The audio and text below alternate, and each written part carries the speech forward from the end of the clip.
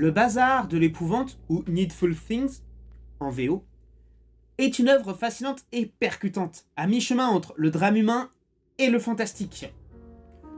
Bien qu'il prenne quelques libertés avec le roman de Stephen King, le film parvient à conserver l'essence du récit, l'exploration des faiblesses humaines face à leurs désirs. Il s'agit d'un film que j'affectionne tout particulièrement. La performance magistrale de Max von Sydow en tant que Leland Gaunt et des scènes marquantes comme celle de l'Ave Maria transcendent les limites du genre pour offrir un véritable commentaire sur la condition humaine.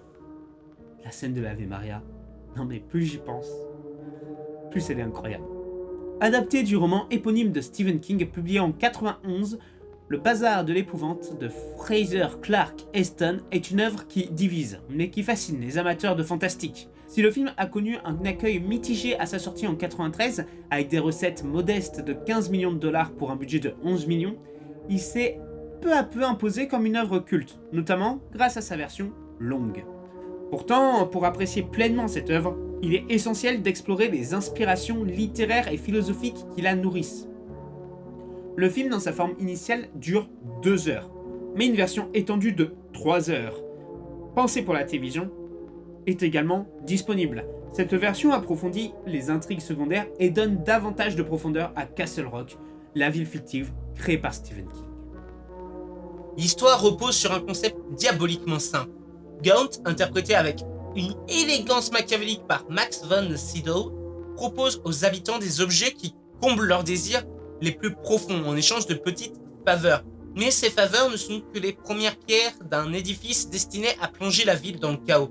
C'est un film qui joue sur la nature humaine, sur nos faiblesses et nos frustrations, et il le fait avec une intelligence rare. On sent la patte de King dans ce portrait à la fois acide et poignant d'une communauté qui s'effondre sous le poids de ses propres vices.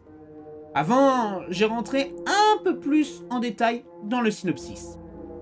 Le film s'ouvre sur l'arrivée de Leland Gaunt dans la paisible ville de Castle Rock.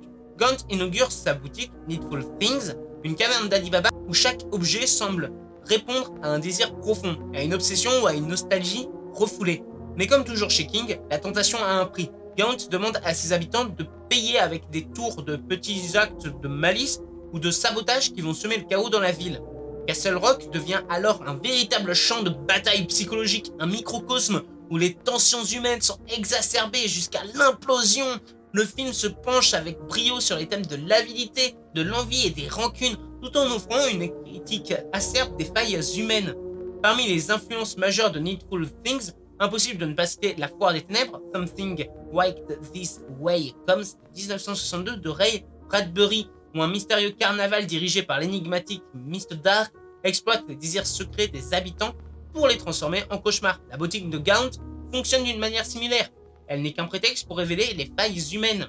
Mais une inspiration encore plus directe se trouve dans Le Distributeur, 1958, une nouvelle de Richard Matheson.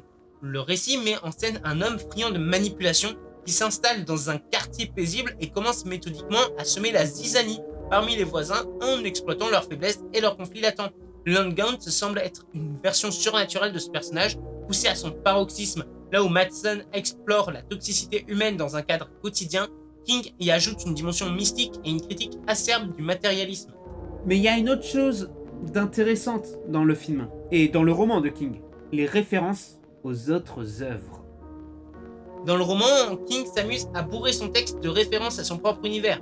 Castle Rock, bien sûr, est l'épicentre de nombreux récits de l'auteur, et les habitants que nous rencontrons dans Needful Things croisent ou évoquent souvent des événements de ses œuvres. Par exemple, Polly Chalmer, l'un des personnages principaux, fait allusion à l'incident de Cujo. Un chien enragé a déjà semé la mort ici. Je pensais que la ville avait survécu au pire. De même, le passé trouble de Castle Rock, marqué par des événements tragiques comme ceux décrits dans Le Corps, adapté en film sous le nom Stand By Me, Cujo et La Part des Ténèbres, alimente la paranoïa et la méfiance générale des habitants. Une citation du shérif Alan Punkbourne, qui a déjà affronté d'autres horreurs, illustre parfaitement cet héritage sombre. Castle Rock est un nid de vieilles rancunes et de secrets. Si tu grattais la surface, tu ne trouverais que des cicatrices.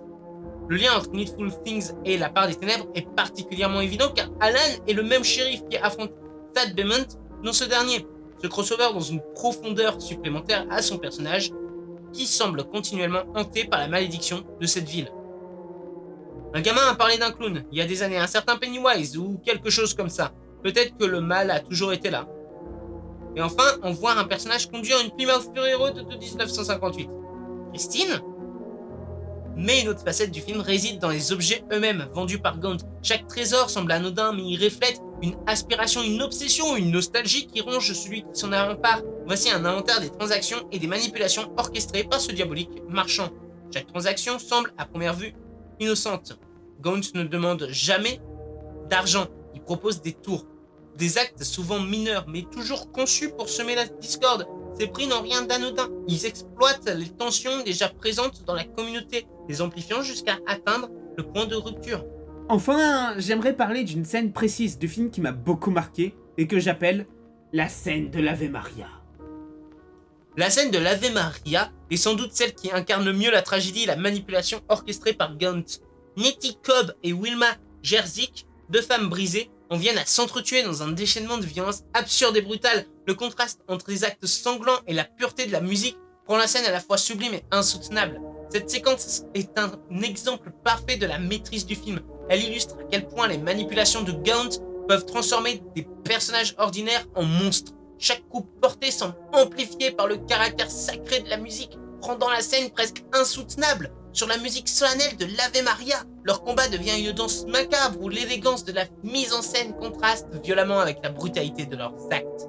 Cette scène illustre parfaitement l'influence de Leland Gaunt. Il n'intervient jamais directement, mais ses manipulations agissent comme des dominos, poussant les habitants à s'entretuer. Gaunt, en parfait spectateur, savoure ce chaos avec un plaisir sadique comme un démiurge jouant avec ses marionnettes. Dans cette séquence, chaque coup porté semble résonner plus fort à cause de la musique sacrée, transformant un simple règlement de compte en une tragédie quasi mythologique. Gaunt, observant tout cela avec une satisfaction maléfique, se pose en metteur en scène du chaos, consolidant sa place parmi les antagonistes les plus fascinants de l'univers de King. Et pour la petite anecdote, l'actrice Amanda Plummer, incarnant Nettie, est une amoureuse des animaux et ne voulait pas voir la dépouille du fameux chien. Cependant, elle voit littéralement le cadavre et la réaction que l'on voit à l'écran est authentique. Il lui aura fallu une demi-heure pour s'en remettre. Quoi, les films de Stephen King, parfois il y a toujours des petites anecdotes de maltraitance des comédiens et des acteurs. Coucou Kubrick pour Shining. Le réalisateur Fraser Clark Heston réussit ici un équilibre délicat entre le drame humain et le fantastique. Le film ne cherche pas à surcharger ses effets ou à expliciter son horreur, et c'est cette retenue qui le rend si efficace.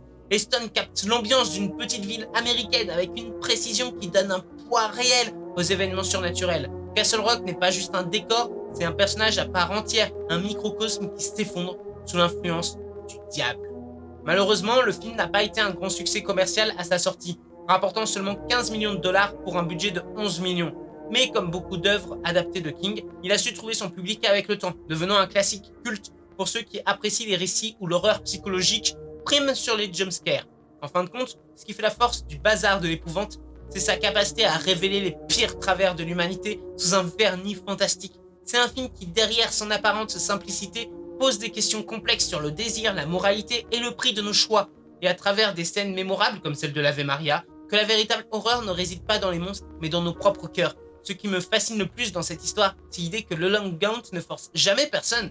Il se contente d'exploiter des désirs déjà présents, des failles que nous préférions ignorer. Et c'est peut-être là la vraie horreur. Needful Things est un miroir, un reflet déformé de nous-mêmes, où chaque objet convoité révèle ce qu'il y a de pire en nous. Si Castle Rock est maudit, c'est parce qu'elle n'est qu'un microcosme de l'humanité. Pour les fans de l'œuvre, découvrir la version longue et les subtilités du roman est essentiel. Mais surtout, ce film nous rappelle que les désirs humains, même les plus anodins, peuvent se transformer en pièges redoutables entre les mains d'un diabolique marchand. Une œuvre fascinante, sombre et magnifiquement orchestrée que je pourrais revoir encore et encore.